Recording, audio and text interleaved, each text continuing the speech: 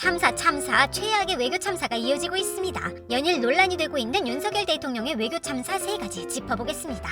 첫 번째, 조문 없는 조문 외교입니다. 영국 엘리자베스 2세 여왕 사망 후 대통령실은 본격 조문 외교를 추진했습니다. 14일 7시 서울공항 출발을 시작으로 영국, 미국, 캐나다 해외 순방 일정을 세운 것인데요. 하지만 지각 출발로 윤 대통령의 현지 도착은 늦어졌고 조문 외교의 주요 일정이었던 조문을 하지 못했습니다. 김은혜 대통령실 홍보수석은 이른 오후에 도착한 정상은 조문을 할 수 있었고 런던의 혼잡한 교통 상황으로 오후 2, 3시 이후 도착한 정상은 오늘 조문록을 작성할 수 있도록 안내됐다고 설명했는데요. 정작 출발 이틀 전인 지난 16일 서울공항 출발을 18일 오전 9시로 2시간 늦춘 이유에 대해서는 특별한 언급을 하지 않았습니다. 혼잡한 교통 상황을 예상하고 도보로 조문한 프랑스 마크롱 대통령 부부, 미리 조율한 전용 리무진을 타고 도착한 미국 바이든 대통령 부부와 대조되는 모습인데요. 이러한 비판에 한덕수 국무총리는 런던의 오후 3시 이후 도착한 정상들은 다음날 장례식 미사 뒤에 조문록을 작성하도록 안내가 되었고 윤석열 대통령도 거기에 따랐다. 윤석열 대통령뿐만이 아니라 유럽연합 집행위원장, 그리스 대통령, 오스트리아 대통령 등 많은 정상이 따랐다라고 답했습니다.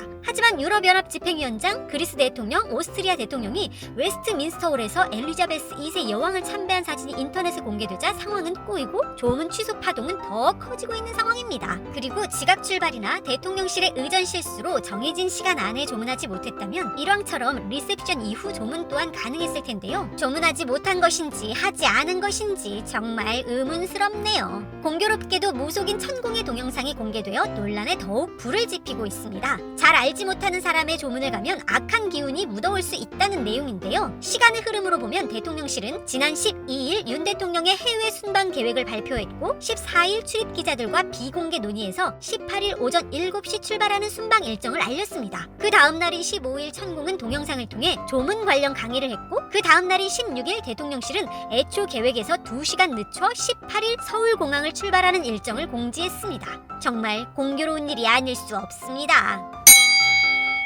두 번째, 48초 만나고 욕설로 마무리된 한미 정상회담입니다. 미국을 방문한 윤 대통령은 조 바이든 미국 대통령과도 만났는데요. 짧은 대화를 나눴을 뿐 당초 예고된 정상회담은 없었습니다. 지난 15일 대통령실 관계자는 이번 유엔 총회 참석을 계기로 한미 정상회담이 열릴 것이라 발표한 바 있습니다. 인플레이션 감축법으로 한국 기업들의 피해가 예상되는 만큼 여러 현안과 함께 이 문제를 제기할 방침이었던 걸로 전해졌는데요. 대통령실에서 한미 회담을 예고했던 만큼 이번 순방 성과를 놓고 큰 논란이 일 것으로 예상됩니다. 또한 윤 대통령은 조 바이든 미국 대통령과 만남 이후 행사장을 나서며 이 새끼들이 승인 안 해주면 바이든 쪽팔려서 어떡하나? 라며 미국 의회를 폄훼했는데요. 이쯤 되면 역대 대통령 중 최고의 반미투사 아닌가요?